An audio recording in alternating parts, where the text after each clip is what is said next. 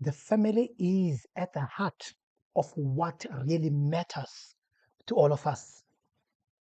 If things are not well at home, every other area is affected. Every other areas of life is affected. Coming up.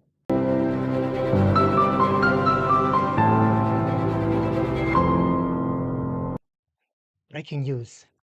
Floyd Shivambu of EFF has resigned from the EFF party. Yep, he has resigned. Check this out. No, thank you very much, Commissar Lien, our national spokesperson, and the president of the EFF and commander-in-chief, the Secretary General, DSG, national chairperson, the TG, and members of the media. Good afternoon. We've called this press conference as the officials of the EFF now, so that we get an opportunity to publicly read out the letter which I sent yesterday to the President and Commander-in-Chief in terms of the politics of South Africa. I'm going to read the letter word per word so that there are no speculations in terms of the basis upon which we are communicating this particular decision. So the letter says, "Greetings, Comrade President. The chairperson of Ward 44, Johannesburg, has informed me that my membership of the EFF has lapsed. And I said, please be informed that I will not renew my membership of the EFF in Ward 44, which is one of the best performing wards in Johannesburg region.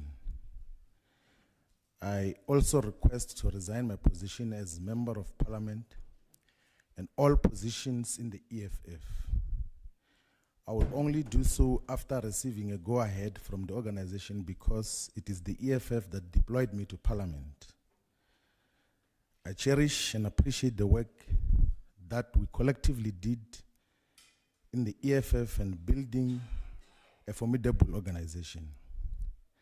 I believe the aspirations and vision contained in the organizational redesign document of the EFF can still be achieved. That the visions that are contained in the organizational redesign document of the EFF can still be achieved, and that I believe so. That my non-renewal of EFF membership is not a vote of no confidence.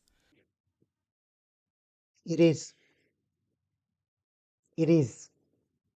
It is a vote of no confidence to EFF party. Shivambu, come on. Otherwise, you will still be with the EFF party. So it is a vote of no confidence In the organization, but a revolutionary act that will allow progressive forces to unite and work towards the agenda for progressive and revolutionary change. I have never in my service of the organization acted outside its democratic and revolutionary decisions, discipline and practice. I have served with humility and discipline. I will never abandon the cause for economic emancipation and true freedom in our lifetime. I will never compromise my commitment to true emancipation, and I will never abandon my commitment to the Marxist-Leninist ideological lenses and view and guide to action in my understanding of society. I will not do and say anything that will compromise the integrity of the organization that we have collectively founded.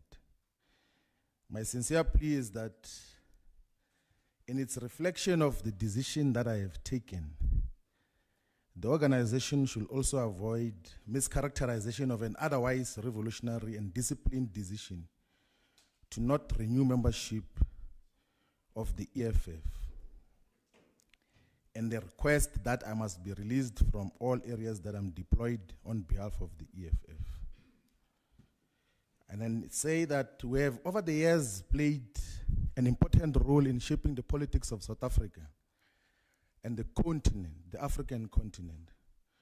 We have all played our parts progressively, and I have no doubt that we will continue to do so in our respective different responsibilities.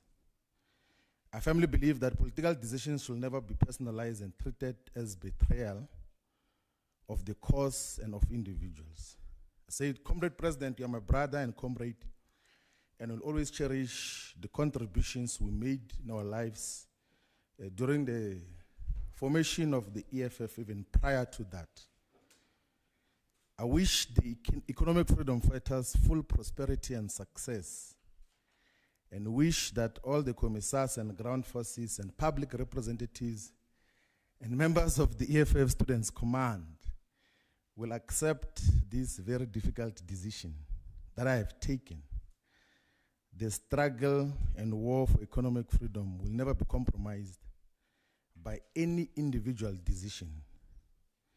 It has been ingrained in the hearts and minds of many people in South Africa and the entire African continent. Revolutionary regards and God bless, and the letter is signed off.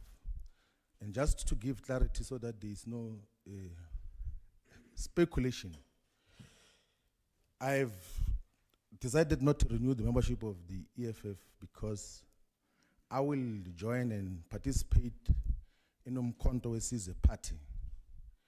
I am not going to speak here in Winnie-Madikizela Mandela House as to what is the basis of that, because that will be tantamount to campaigning already for Umkhonto Wesizwe party. So I'm going to be actively involved in Umkhonto Wesizwe party and shape its direction and the politics that are obtaining today in South Africa. So that is to end the uncertainty or speculations that have been obtaining in terms of what is going to happen. There is no specific position that have been assigned to me. There is no commitment or any promise of deployment to parliament or to anything. It's a decision that I have taken, and I think and believe that it will add meaningful value to the progressive and revolutionary politics that must be pursued by all the progressive forces in South Africa. Thank you very much.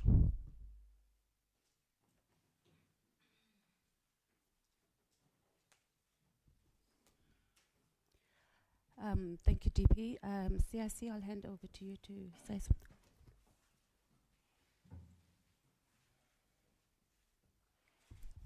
Thank you very much, members of the media, the officials of the EFF. I stand before you to accept the decision of the Deputy President of the EFF, who has voluntarily resigned his positions and did not renew his membership. When he sent me a letter yesterday, I felt the same pain when I received the news of the passing away of my mother. Because Floyd, to me, is not just a comrade, he's a brother. And he will remain a brother even when he pursues his political career differently. We formed this organization together. And I've told him that resigning from the EFF is equal to resigning from himself, because this is his organization. The constitution of the EFF does not allow people to resign and join other political parties and come back to the party. But I've made this offer to Floyd, that the day you decide to come back, you are more than welcome, because you are not a member, you are a founder of this political party. So you are not our enemy, will never be your enemies. We'll continue to engage on different political and personal issues. Floyd is not the only one. Jimmy Manyi has also resigned to go and join MK. And there will be many others who are going to leave the EFF because they've got their loyalty and support to the deputy president. So fighters on the ground should be prepared for more people to follow. And this should not serve as a point of collapse for the EFF. This is a testing moment. The organization that has lived beyond 10 years has never been through this testing moment. The EFF will have to pass this test or it will have to die. And we, as members and leaders of the EFF, will defend its life, will make sure it lives forever for generations to come. It is the responsibility of the provincial leaders, the regional leaders, and the branch leaders to consolidate the ground and strengthen the branches of the EFF. This is not the end. It's a beginning of a journey because we've turned 10 years and this is a new chapter for the EFF. So you can be rest assured that we are not going to be howling insult at each other. We are not going to be speaking bad about each other. Individuals make individual political decisions, and they will stand by those decisions. We all write our own individual history, and the deputy president has decided to write his own history. And individuals will leave the organization, but the organization must still stand because the organization must live beyond individuals. If it is an organization, it can't rely on the existence of individuals, including me as a person. If it happens one day, I die, the EFF will have to live beyond me because the EFF has got its own founding manifesto, its own election manifesto. The EFF is well represented in Parliament and will continue to execute its responsibilities. We wish DP all of success. We know that wherever he's going to be of value. We've lost a valuable member as the EFF, but the show continues. Thank you. The sad thing is this: Floyd Shivambu is not the only one who is leaving EFF. Veronica Mente is leaving EFF. Mzwanele Manyi is leaving EFF. Carl Niehaus is leaving EFF. For what? For MK. They all are going to MK. Those are powerful leaders, very influential leaders. And that, my friend, might bring EFF on its knees until it changes its ways and start to love and embrace people of South Africa first. Floyd Shivambu, just him alone, has got a lot of supporters from EFF. Remember, some of them even wanted him to be a leader of EFF. Now, what's going to happen as he's leaving? Obviously, he's not going to leave alone, but the people on the ground, the comrades on the ground who are supporting him, might be living with him or might be following him to the MK. That's not good. That's not good at all. You cannot insult the people of your country, the people who voted for you, the people who made you to be the third powerful party in the country. in favor of foreigners and think that it won't come back to bite you. Julius Malema has been protecting the right of illegal foreigners, telling them to find creative ways of getting to this country because it is their country too. And he did all that while insulting the people of South Africa in the process. You remember when he said he doesn't care about the people of Limpopo? I mean, why are we demeaning him to the people of Limpopo? He's an international leader. You remember when he said he doesn't want the vote of xenophobic South Africans? What do you think all that makes us as South African feel towards him? Check this out. And really, I can't be asked about Limpopo. I don't care about Limpopo. I don't care about Gauteng. I care about South Africa and the continent. Whether EFF is voted for in Limpopo, so what? What must I do? What does that have to do with me? I'm not a regional leader. I'm international. I can walk into any country.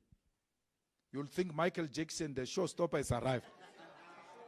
In the whole continent. So you're telling me about Limpopo, what?